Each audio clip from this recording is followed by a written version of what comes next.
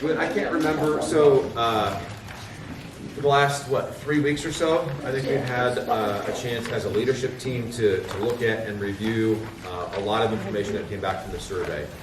When I can't remember how many pages are in that. It feels like 50 or 60 or more, right? Pages of information, of different bits of feedback and insights. And we tried to distill this down to, as Dwayne said, something that's significant enough, but also something that just doesn't overwhelm and we get lost in all the detail. And so over the last, 3 or 4 weeks, the leadership team has asked a few additional individuals, a few additional men to join us in a process of reviewing the information, thinking it through, processing it, and thinking about, okay, where do we go with this? What kind of strategies do we move forward with, and how do we continue to engage the church? So I'm going to leave somebody out, but Glenn Dewey has joined. Again, this is kind of like a project type work. It's a period of time, not join the leadership team from a deacon role, but as a participant in this effort. So Glenn Dewey, Austin Asher, Michael Widener, and Derek Foote are 4 additional individuals who have joined the leadership team for about a 3-month or so period of time as we kind of work through and process through this material. So you can also talk to one of them if you have thoughts or questions as well. But anyway, the packet you have in front of you is 6 pages, and I don't think any of this really has been shared, right, Dwayne? Okay. So on the first page, I want to call out just a couple of things. At the top, you see an arrow going across your sheet, and it's got a little bit of a yellow highlight to it, and it says "Assess the Church." So Dwayne's talked about the multiple steps that IPM it goes through, and that he's going to be going through with the church, and we're in that assess the church phase, right? And that's what this report is partly about. Then I want you to drop down towards the bottom, and there's a bunch of bullet points. There's about 12 bullet points.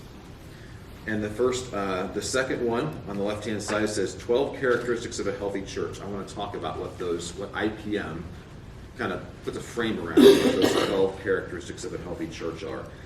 The bullet point below that, the life cycle of a church. If you are in business, you oftentimes know there's a life cycle to business. There's a life cycle to a church as well, right? If a church is planted, that's the infancy stage, right? That's a point of beginning. Then it grows, right? And what does that growth look like? Well, maybe more people, maybe new ministries. Maybe there's not enough financial resources to do everything, right? So you got to kind of pick and choose. And then you kind of peak over, right, as you get really big, as the ministry continues to grow. And there's different challenges and different experiences that happen in church. So I'm going to talk a little bit about that as well. And then we're going to talk about the direct feedback that many or all of you shared in the surveys, and some key takeaways and key points, okay? So that's kind of the summary of what we want to talk about today. And please just stop me with questions as I share a few thoughts, okay? So if you go to page 2, it shows a life cycle, right? And again, the top of the page talks about the life cycle of people, of humans, right? From birth to childhood to adulthood, and then to maturing. And on the right-hand side, as you get to a little bit older in life, I feel like I'm getting there really fast, but I'm getting to that stage where my kids are. I only got a couple more years before Kinley's out of high school, right? And that changes things a little bit. The empty nest phase, the retirement phase, and then what we might call old age, and then ultimately going home. Thank you. Who doesn't have one? Lee doesn't have one. Can you share? Just go ahead. Okay, doesn't have one. Raise your hand if you don't have a copy of one.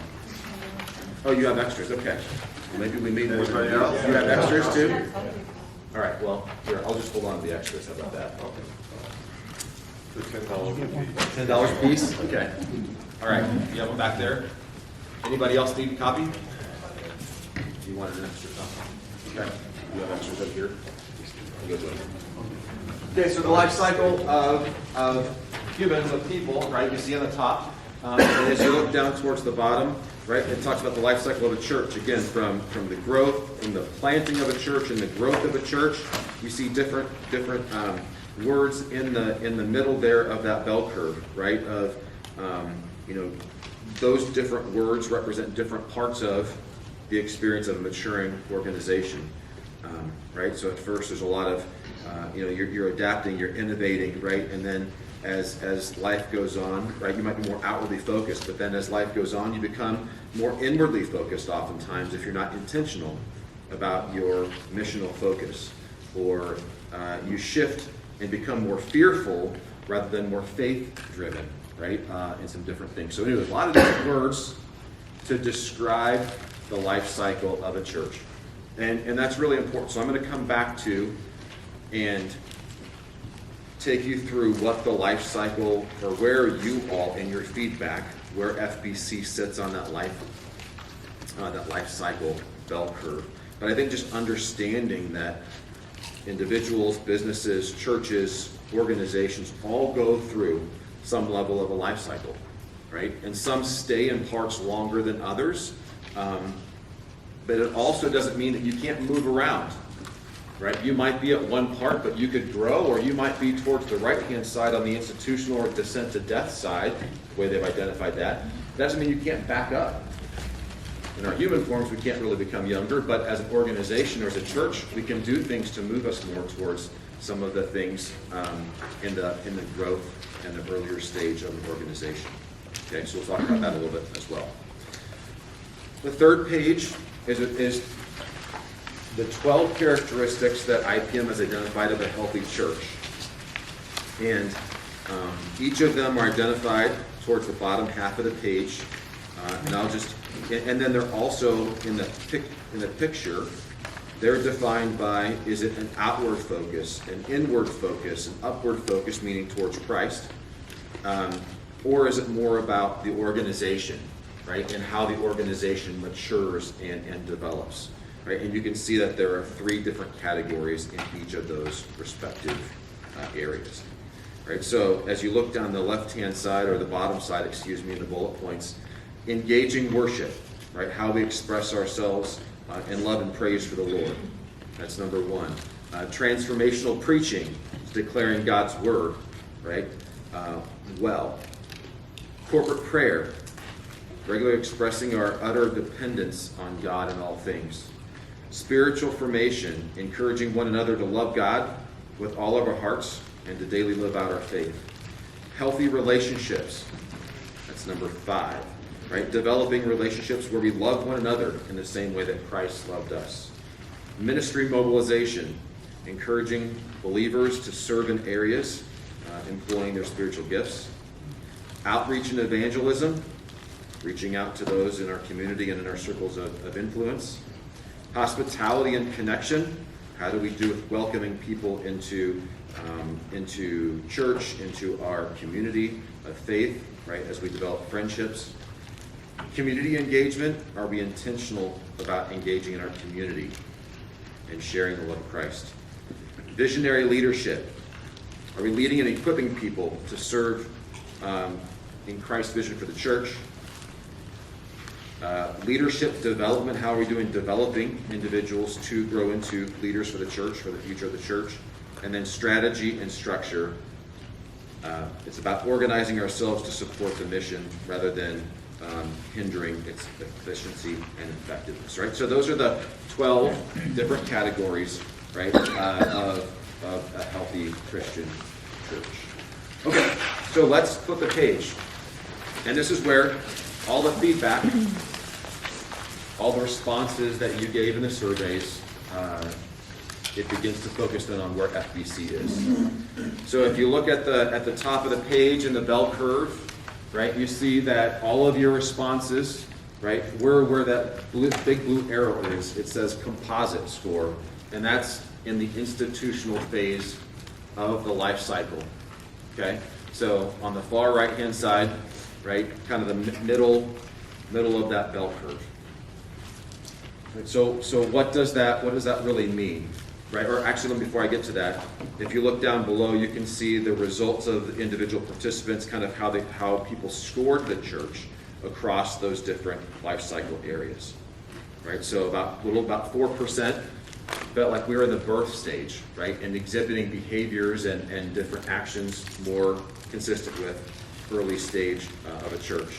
2% in the growth phase, 17% in the maturity stage, so that's the top of the curve, 66% in the institutional category. Again, that's kind of on the downhill, inward-focused sort of organization, and then a little over 10% in the descent to death, or kind of at the end of life stage of an organization, right? So as a whole, right, most people view our church as mature to somewhere on that right-hand side, right? And so what does that, we'll talk a bit more about what that means and how that breaks out. Okay, so any questions on that? Going through it relatively quickly.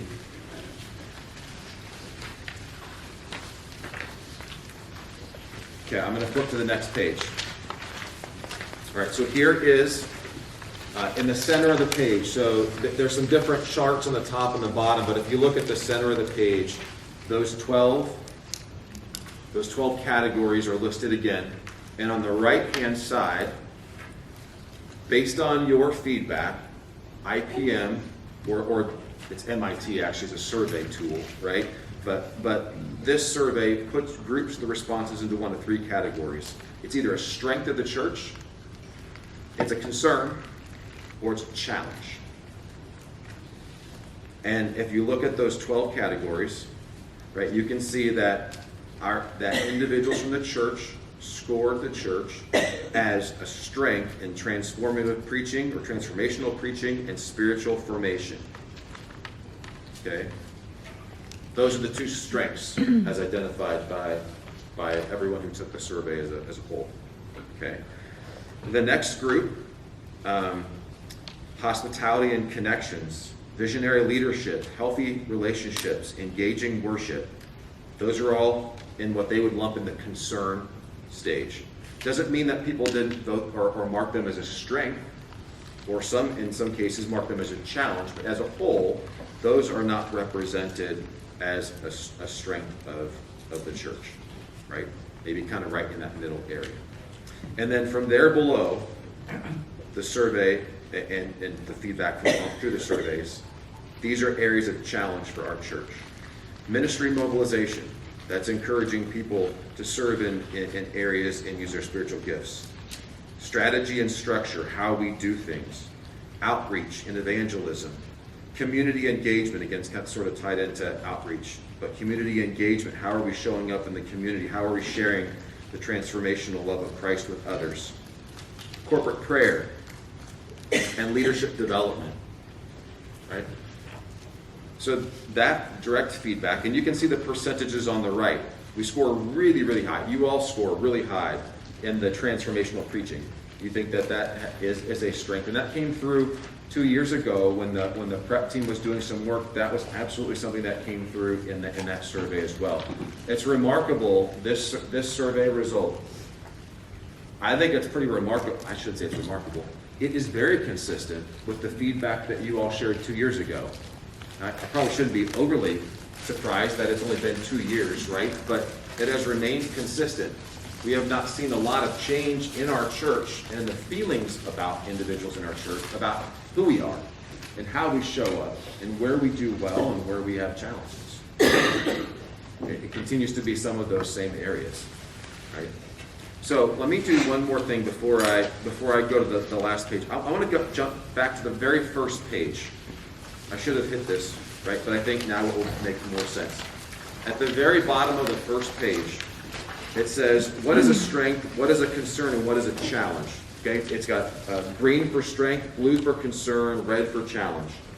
It says a strength, if 65% or more of people said it, they strongly agree or moderately agree, that is a strength. Okay, so you saw that the two things that fit in that category are transformational preaching and spiritual formation. Areas of concern, if 20% or more of people choose slightly agree, or the quantity is neither a strength nor a challenge.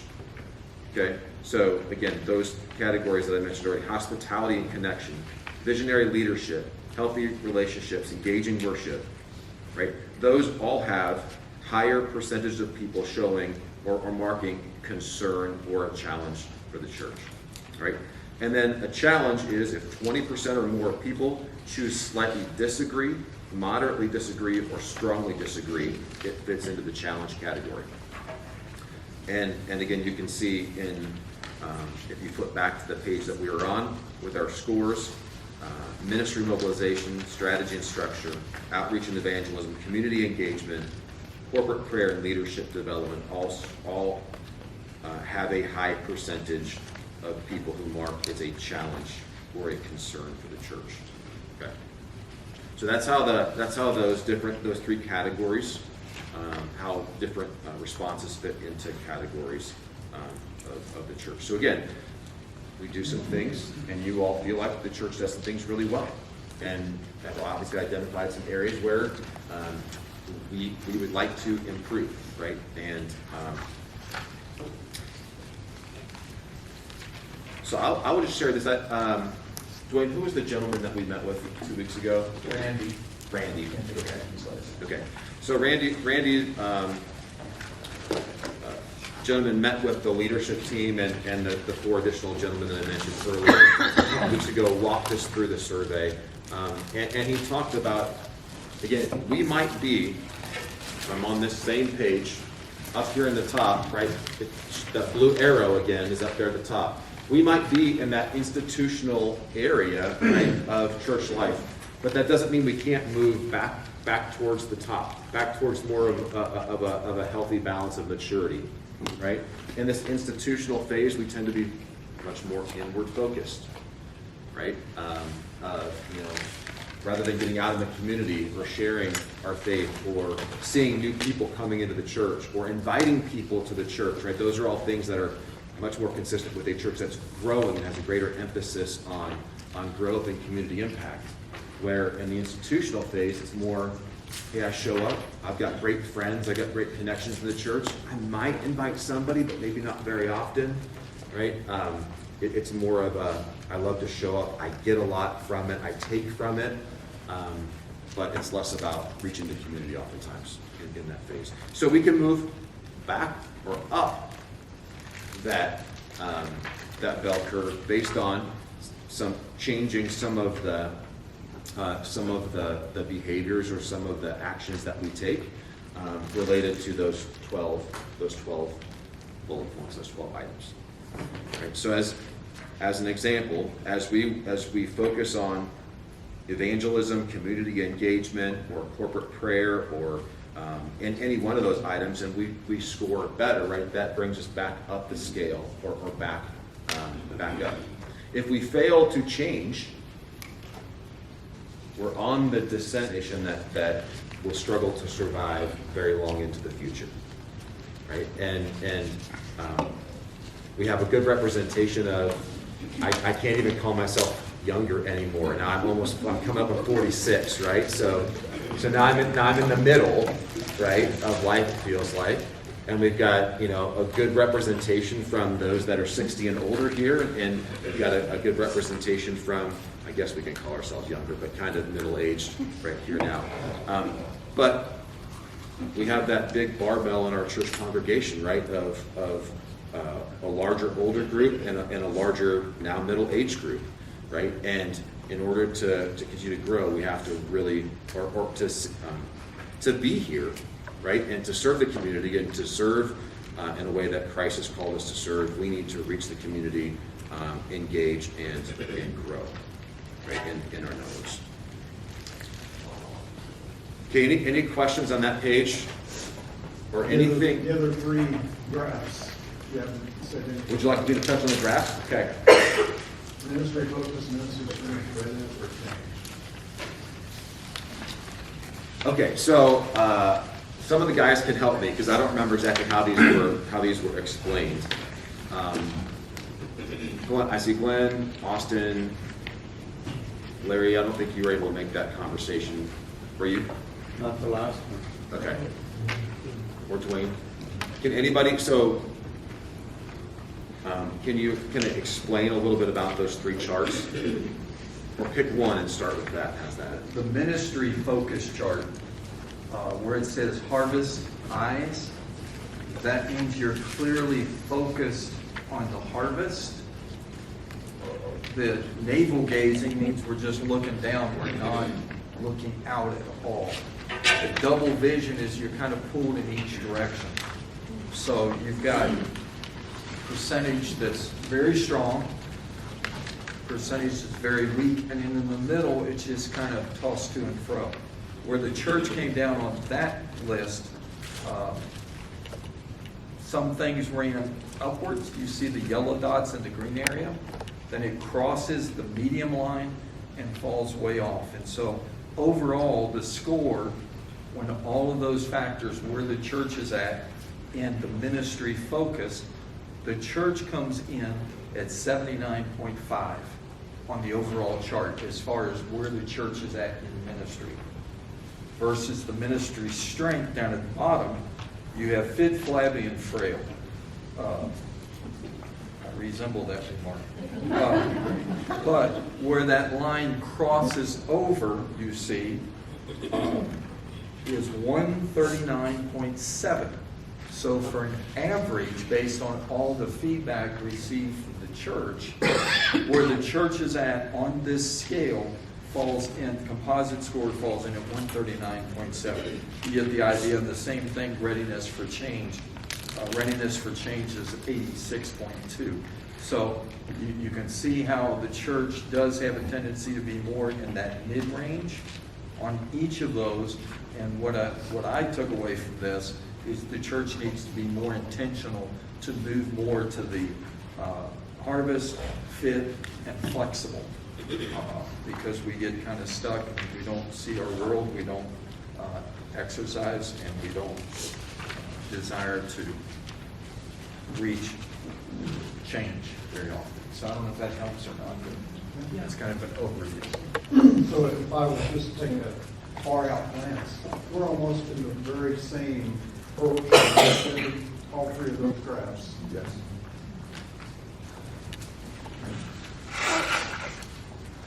Which doesn't seem to fit with the bell curve. It seems like if those are on the greener side, then why isn't the church life cycle for?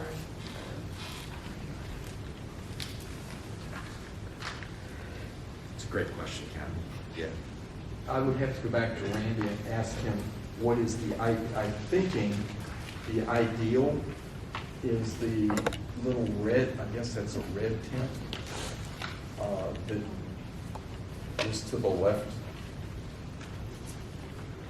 And it should cross there to be more balanced. I don't know if I'm answering your question. I think I asked him that similar question. I can't remember exactly. I don't know if anybody else that was a part of that conversation remembers what his answer was. But readiness for change is an example in the bottom right-hand corner.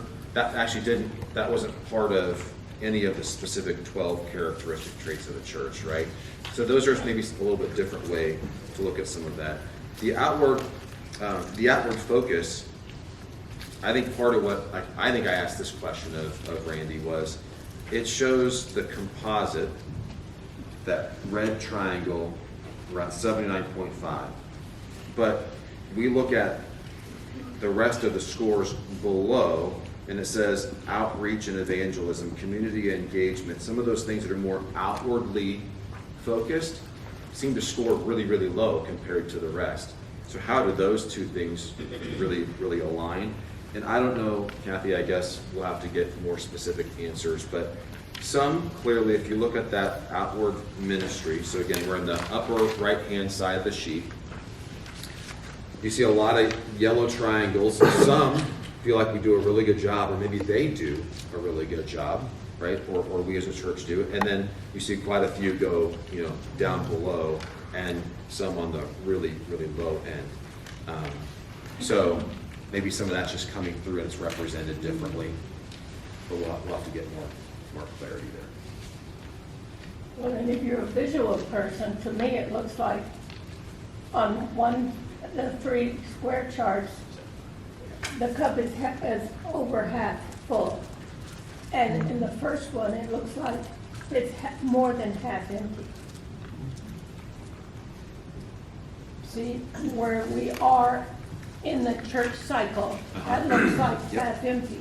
Yep. But the others are all above center, so it's more than half full. So the two don't mesh for me. And it could be that they were taking results from completely different questions, because there were a lot of questions. And so maybe they're pulling information from different sets of questions. That could be. We can go back to Randy Yeah, we'll for have to- clarification to bring back on that. I mean, can I just jump in a little Please do. bit? So many of those 12 characteristics of the healthy churches, there's 4, even 5, where we were very close to those being strengths, That's a good point. but we were just barely below. So, to me, the graphs actually make a lot of sense to where our answers were. I mean, if one person changes from a slightly lower to a positive view, that's like a 4% swing with how few people are doing that survey. So I actually view the next 4 for sure as possible strengths, even though they were just a couple percent low. That's great, Austin. So again, I think that's a great point. So a strength is 65% in the strength column. And as Austin said, the visionary leadership is 63%, healthy relationships is 61%, engaging worship is almost 63%, hospitality and connection is almost 61%. So like you said, there's a group of them right there that are very, very close, and 1 or 2 people with a slightly different response would change that. It's a great point. Just a clarification on the 3 different graphs. The ministry focus and readiness will change on the far left side, they're 120, 28, but the ministry strength is 192. What's that difference? Why? The composite score, the way they calculate the number, is that what you're asking? Yeah, I mean, why are they different? Is there more people, or maybe I'm asking something like that? Yeah, I don't know the scale. When they say composite score on ministry focus is 79.5, and then ministry strength, it looks like the triangles in a relatively similar spot, not too far apart, but it gives you a composite score of 139.7. I don't know. We'd have to look into why that is significantly, how they scale, how the scale works.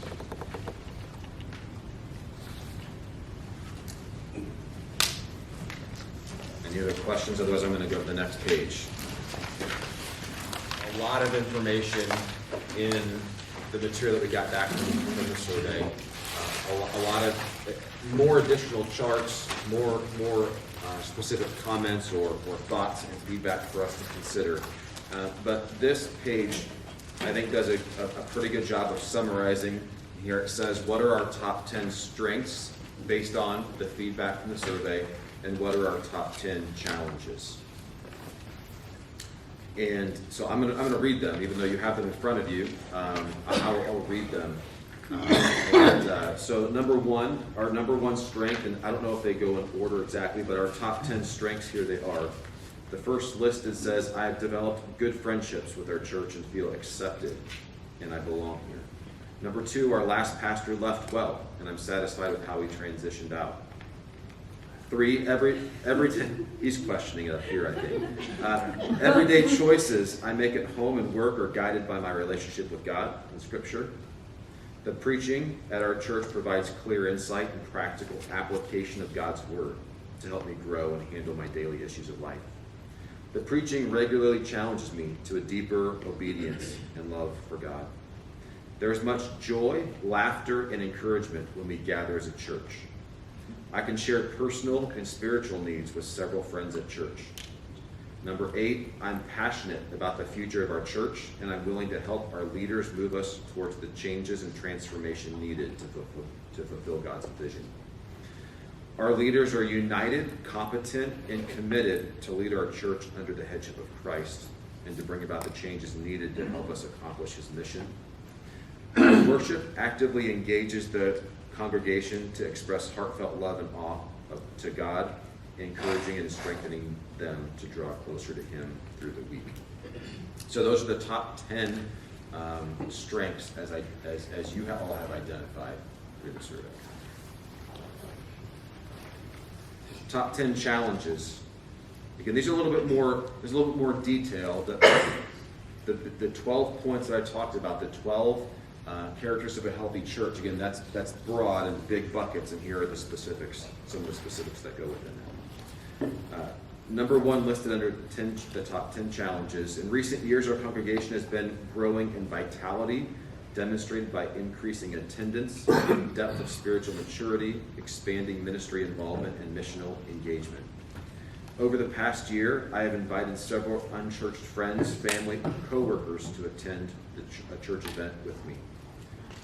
The number three is our church has not experienced major conflict, splits, forced termination, or misconduct of leaders in recent memory. Our church has a growing number of outstanding ministries that are well known throughout the church and the community for meeting spiritual, social, and emotional needs of people. Number five, our church regularly prays for the issues and problems in our town or city. Our church excels at bringing new people into church life, developing friendships, and actively contributing to the life of the church. Number seven, our church has an intentional discipleship process in place for moving a person from salvation to spiritual growth to significant ministry. 8, our church equips and develops leaders at all levels of church ministry who in turn reproduce more leaders. Number 9, we often try new things at our church. And number 10, our congregation reflects the age, life stage, ethnicity, socioeconomic, and lifestyle of the people we seek to reach in our community. Right. Again, if you look at that, yes, Lee. I was just wondering, these were all under the greatest challenges, right? Yes. Now, I was wondering, does the fact that we often try new things mean we don't really try new things? Yes. That's Okay, I just exactly wanted to that. make sure Yeah. that we weren't thinking that was a positive thing, it's a negative thing. Yes, so I think the way that the questions are asked in the survey, it would say just that, right? We oftentimes try new things, and would we agree with that or disagree with that? And if we're on the disagree side, that would put it in the challenge okay. category. Yep, you're exactly right. So strengths, again, I think I just, my perspective on this, then I would welcome any of the rest of the guys from the leadership group that we've been working on this to share any thoughts they would like to add. But our strengths, strong preaching, strong development of our personal walk with Jesus, right? Connectedness, right, to each other and to our church community. There's joy in a lot of things. Those are things that I feel like we've worked at a lot for the last quite a number of years, right? Our focus now, life groups were meant to both be individual development, but also reaching the community, right? We've focused a lot on life groups, discipleship groups, development of our own spiritual walk in faith, in community, in individuals, right? And many of you have been committed to this church for a long time and invested a lot in the church, right? You can see those in the way that we've kind of conducted certain things in our church for the last 5 or 10 years, probably, maybe even more. And the challenges, right? Reaching the community, reaching the lost, being present in the community. COVID had a significant impact. I think about, and we talked about as a group, before COVID, Awana, we were known in the community for Awana, right? And there were nights, and some of you might know better the numbers, but there were 120 to 150 running around the building at times between kids and workers. It was a big deal, and many of you were very involved in that. There are other ways that we are known in the community as well. COVID did have an impact on that, right? We shifted from Awana to King's Kids, and we really emphasized a smaller number of kids to workers so we could really be more intentional about those discipleship conversations and those sorts of things. King's Kids has grown significantly over the last 5 years in the number of kids that come as well. So I think we are beginning to see a larger impact and maybe more visibility through some of those things. Triple E is in the community, right? I think half or so of the kids that come to Triple E don't come, and their families don't come to FBC. Right? They're either unchurched or they attend other churches, but they come to Triple E because of the ministry and the friendships and what they hear and see in Triple E. I know some of you have individual Bible study sessions or things like that, different connections with different people. Maybe they're one-on-one, maybe they're one on a small group of people, right, that you're engaging with and trying to reach them and have spiritual conversations. So these results are not intended to say that none of that is happening. It's a reflection of how all of you have shared your feedback. Maybe I see it a little bit here, but I don't see it as much here, or I see it consistently across the church, and I think it's a real strength of the church, right? So I think it's just to me, it's a good reflection to say we've made strides in some areas, right? In other areas where we've attempted to make strides or we've talked about certain things, maybe we just haven't seen as much fruit, either because of the effort we've put forward or because the Lord hasn't brought the harvest forward. Okay, I'd ask any of the other guys that are here from the leadership team or representing the work on the survey, have anything else that you want to share? I thought that chart, that maturity chart, was an eye-opener for me to see where we are on the life cycle. I think part of that is due to the challenges that we have identified on here. And I think we have been aware of some of these things in terms of our outreach, in terms of like the number 2 challenge was over the past year I've invited several unchurched friends, family, or co-workers to attend a church event with me. And when I see where we are and I look at these challenges, then it encourages me to get to work, to rededicate myself, to get more intentional myself to do this. And I think as a church that we would benefit from focusing on some of these areas that we have identified as not being, well, they're challenges. As a church, it would be good for us to identify and work on these. But I think also as individuals, we each need to step up and say, what am I doing? What can I do? I thought Dwayne's sermon this morning was just outstanding in terms of what can I do? I'm talking about myself now. I want to be intentional. I want it to be running through my mind all week long about what I can do, not just for the church, but for Jesus in terms of getting this message out. So I think this survey is good and it helps to identify it, and I hope that as we move forward here and as we make plans for the future as a church, that we can all really get excited and get behind what's going on here. And I am really encouraged by number 8 on the strengths.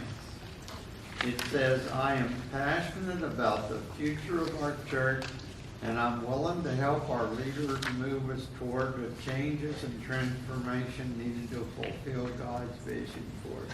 Wow, that is exciting.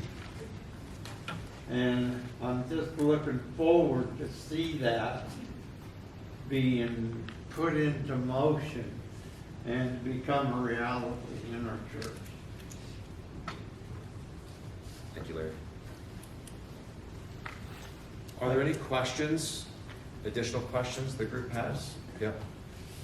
I was just going to say, I agree with Larry wholeheartedly.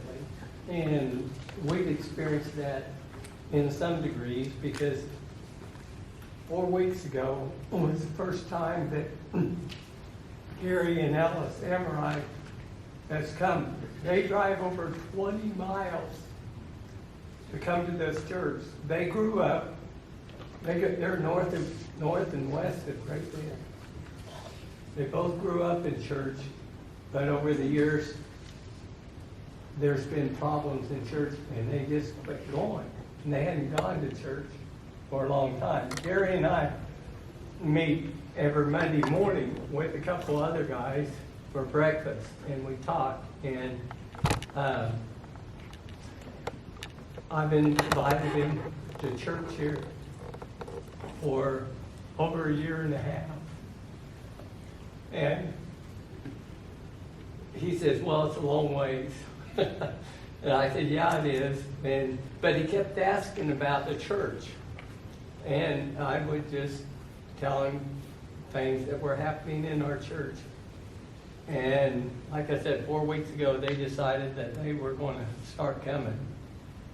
And Alice and Carrie both have been very impressed with the people of this church, how friendly they've been. Even the youth, you know, he's have talked to him and introduced themselves.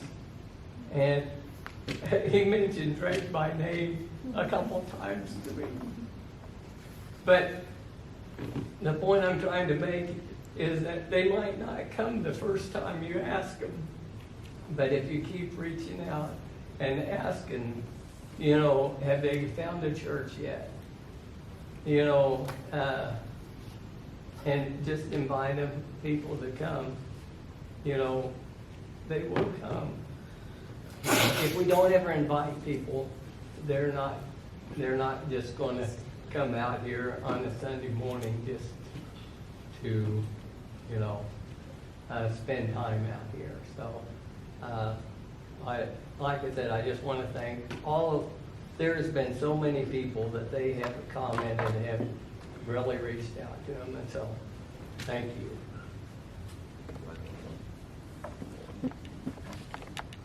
Anyone else want to share or have any questions about the information this morning? Okay, so I guess from a leadership team standpoint, again, there's a lot to continue to work through and figure out, okay, where do we go from here, right? And I'm going to ask Dwayne to come up. He shared with the leadership team some thoughts this last Monday night around the next 90 days. Dwayne's a driver. There's a visionary and a driver, and maybe you can see that in some of these conversations. Like, we got to get things moving, right? Now we know a lot, and oftentimes we get a lot of information, but it's hard to get that first foot and then the next foot going. And Dwayne's making sure that we keep pushing forward, right? And so I'm going to ask him to share a little bit about that as we close out. I got to say, Pete and the leadership team have done a phenomenal job. I've enjoyed getting with them, working with them, and hearing their hearts. And I think you just ought to give them a hand right now for the hard work.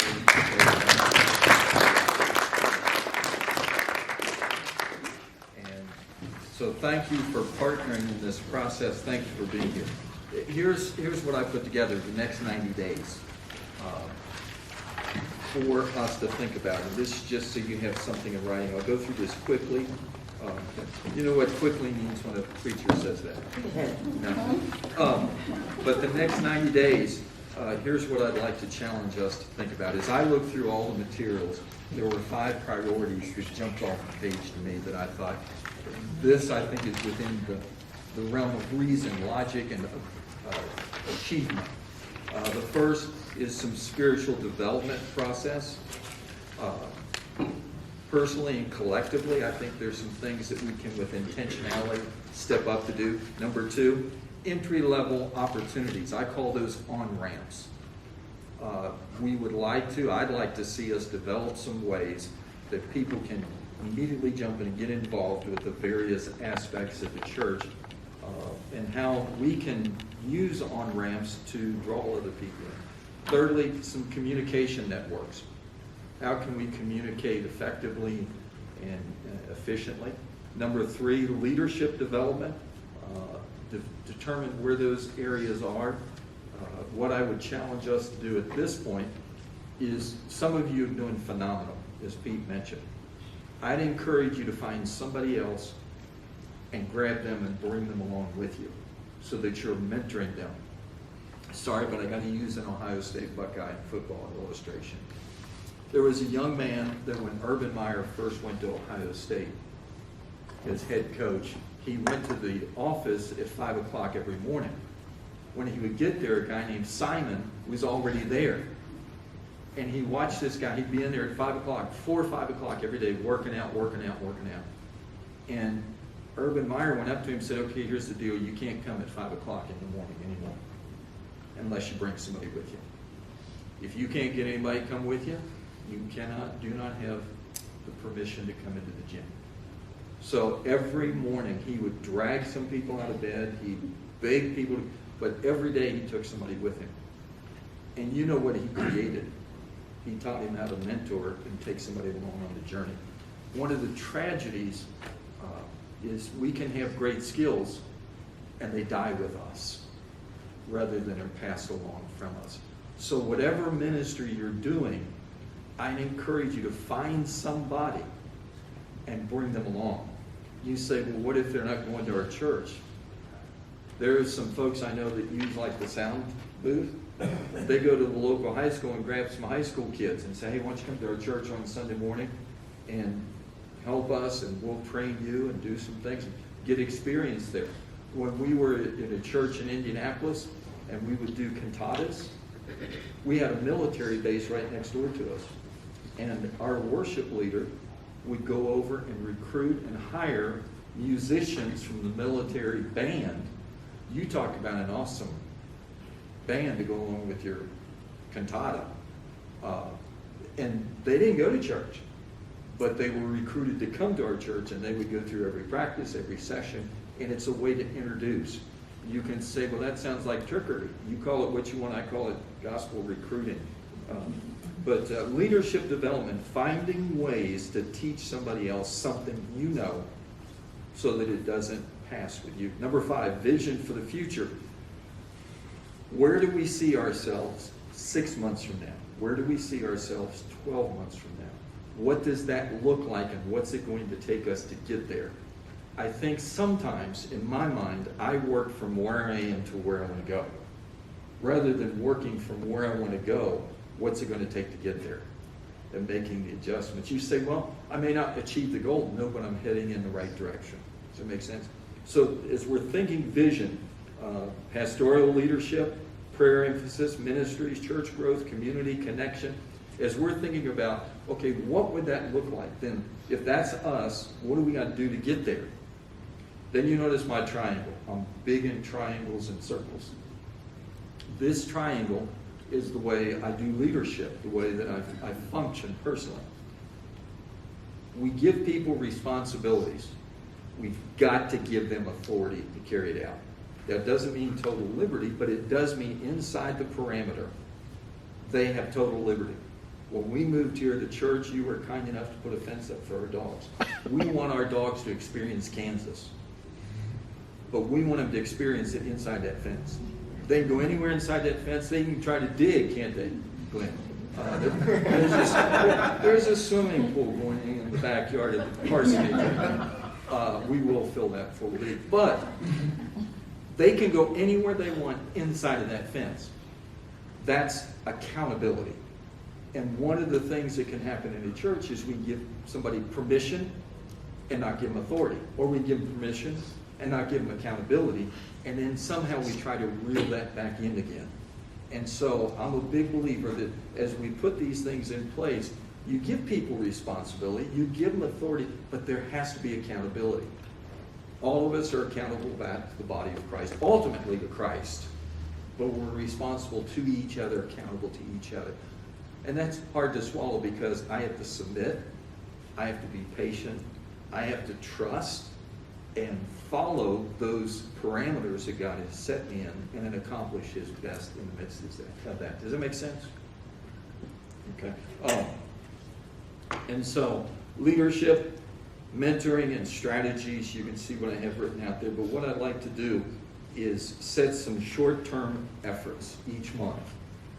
The short-term categories, Austin, thank you for reminding us of that. There's 4 categories that we can, pardon the expression, hit quick wins. We can change the numbers. We can have a great impact just by giving some of ourselves to do that. If we can find over the next 3 months 2 quick wins each month, that's 6. You said it doesn't sound like a lot. But where we are, that's moving progressively forward. Also with that, I'd like to see us establish 2 quick on-ramps. By on-ramps, how can we get folks in the church involved in ministry? What's a quick ramp that you could provide, you can do, we can do, that moves people onto the process of this church? Dean and I have talked about it. This church, you've made us feel so welcome. 3.5 months. You've been nice. You had to be nice to us to a degree, right, John? But you really are nice to us. And I know that because of the way some of you kid me. You don't do any of that. No, but I wasn't expecting it back. But this church, you have a gift that some churches don't have, and you're not maximizing that as much as we think you can. Because people are starving, they're lonely, they're broken, they need family. The dysfunctional family is the standard today, not the normal family. You offer all 3 of those right here in this fellowship. And if you say, well, I don't know how to do an on-ramp, right there's 3. You could maximize, grab people, and bring people, as Glenn was talking about. And that's a quick win. And based on the 2 quick wins and the 2 quick wins and the 2 on-ramps, then 2 positive testimonies. What I would like to see us able to do over the next 90 days is have some testimonies. And I know you've done that before. I've researched you enough. I know that you've had people at different times that gave testimonies. We got a projection screen. We've got a recording camera. Person doesn't have to stand in front of a crowd because not everybody's comfortable in front of a crowd. Some of you get wordy. I'll take myself out of it. But we can record it, and it can be edited down to 2 minutes or 3. There's all kinds of media possibilities to tell your story effectively and show it up on that screen. And can you imagine if we had a time whereby we're showing a couple of testimonies each month of people that are engaged with Christ and what Christ is doing? One of the most powerful things when people look at Christianity that they respond to is your testimony, your story. They hear your story, can't deny that, and it challenges and it excites the fellowship. So those are 3 things that I think we can do. Quick wins, on-ramps, and testimonies. What we're going to do with next month's brown bag lunch, brown bag chat. We're going to hopefully be able to put some butcher paper and roll it across here and mark off in 5-year increments, church in its past up to its present. You got some pictures, have you bring some pictures to remember some of those great celebration times. And then we're going to come together, have prayer. There's going to be 3 color Post-it notes. There's going to be green, blue, and yellow. The green's going to be for your celebrations. Maybe you came to know Christ here. The kids, you were baptized. Some celebration of recommitment, something spiritual. And we're going to ask you to jot that down on that green piece of paper. Then go to where that fits on the timeline. Put it up on the timeline. The blue sheets are some things that are good things that are going on. Maybe it was something in the community, maybe some structure, some event, some historical event, something in your life that was very important. But the blue is how life's moving forward. We're going to ask you to jot that down briefly on the Post-it note. Go to that spot on the timeline, put it on the timeline. Now, maybe you've already figured out what the yellow is for. The yellow is for those painful times, for those hurts, disappointments, anger, loss. I'm going to ask you to write those down. Then we're going to ask you to go to the board. Place on the board. You say you really want to do that? No, I don't. But here's the problem. I've watched people carry those hurts 20 and 25 years after it occurred, and nobody ever gave them permission to lay it down. And so when you come to an event within the life of the church, and somebody flares up, and you look over and go, where did that come from? I personally think it's because they were never given permission to lay it down. I think I've told many of you about in one church where we did that. And as I go back and forth, we're playing music in the background, worship music, and I kind of walk back and forth, and folks are writing things down, and some are just seated, still contemplating what they want to do, or just praying for the event. But I walk down this past the board, and this one lady was standing with a yellow note. I could see a yellow note in her hand. She's standing there, and she's just a couple feet from the screen, from the board. And I walked down this way, and she was there, and I walked this way, and she was there, and I walked. And finally, I saw her start to move forward. And as she moved forward, she went over to that board, and she went.